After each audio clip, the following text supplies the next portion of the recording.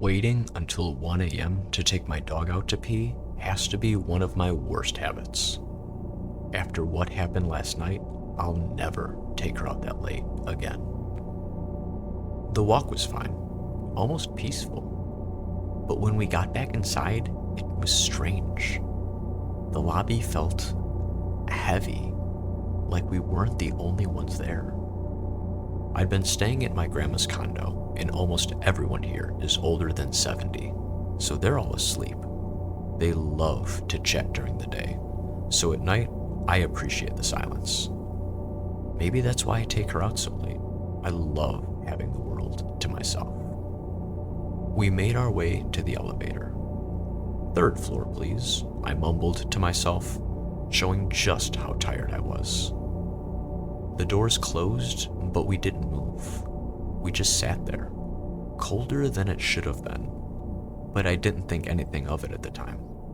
Eventually, the doors just opened back up. I looked out into the lobby, but I didn't see anyone. I pressed the button again, and the doors closed for the second time. We waited. Eventually, the elevator starts moving up. As we pass the second floor, me and Lucy both slowly start walking to the front of the elevator. It takes about 5 seconds to get to each floor, so we take 5 little footsteps towards the door. But the elevator kept moving. We passed the 3rd floor, then the 4th. I press button 5 so we don't go all the way to the top, and it opened. A dimly lit lobby waited outside the elevator doors, almost identical to my lobby, but a giant 5 reminded me I'm on the wrong floor. They all have the same nature paintings we had, the same carpet, nothing seemed off. Until the doors started to close. That's when I saw it. A tall figure hiding in the corner, so tall that he hunched over to avoid touching the ceiling. He looked excited, like I caught him waiting to pop out and yelled, "Surprise!" His shoulders tucked into his neck as his balled up fists coiled against him with excitement. I couldn't see his eyes. They were hidden in the shadows. But his smile looked tired, like he'd been holding it like that for hours. I could feel Lucy staring at him too. Neither of us could move. Eventually, the doors closed. I pressed the 3 button for the 3rd time and try and pass that off as just my imagination. It's late, I'm exhausted. The elevator finally starts moving down. Just as I started it would doubt to open at my floor, it does. I breathed a sigh of relief. The nightmare is over. As I take my first step forward, the elevator door slams closed. So loud that it had to wake someone up. The doors slowly opened back up. I take another step forward and boom! It slammed closed again. It's like a mousetrap. Luckily, Lucy didn't try to run out. We're so close. How are we going to get out of here?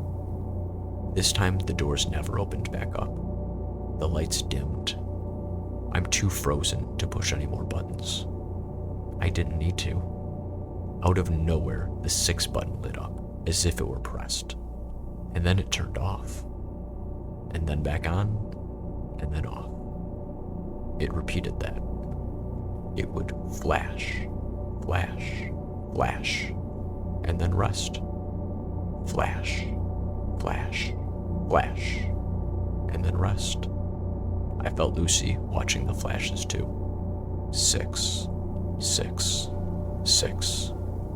The elevator started to move slowly downwards. The red glow from the buttons illuminate the elevator walls, still flashing as we sank. 6, 6, 6. The swirls of the wooden panels start to look like distorted eyes, watching us sink. We passed the 4th floor, my 3rd floor, and then the rest, still flashing. 6, 6, 6. It felt like we'd lowered forever. Eventually we stopped, and the doors slowly slid open. A familiar lobby greeted us. A giant 3 suggested we were back on the 3rd floor, despite traveling downwards for what seemed like minutes. I took a test step forward to make sure we weren't going to get sandwiched by those massive steel doors, but they stayed open. I took the end of Lucy's leash and tossed the handle through the doorway. It didn't close. We sprinted out that elevator, probably faster than most Olympians. I turned left to enter our wing, but the floor feels off, slightly tilted to the right. At first, I thought it was my imagination, but I watched Lucy bump into the walls, which she never does. The floors felt spongy, like they were just washed, but it's way too late for that. The hallway doesn't seem to end, like walking through the hallway in Peach's castle in Mario 64. It feels like it goes on forever. As I was turning my key, something caught the corner of my eye. I thought it was a balloon up against the ceiling until it pulled away around the corner. I'd been so focused on the floor that I didn't realize I was being watched. The key wouldn't fit into the lock. Did the lock shrink? Is this my door? Somehow it slid in and we rushed inside. I will never take her out this late again. We go to bed. As I'm laying in bed, I almost convinced myself this was all a wild dream. I'd been watching too many movies.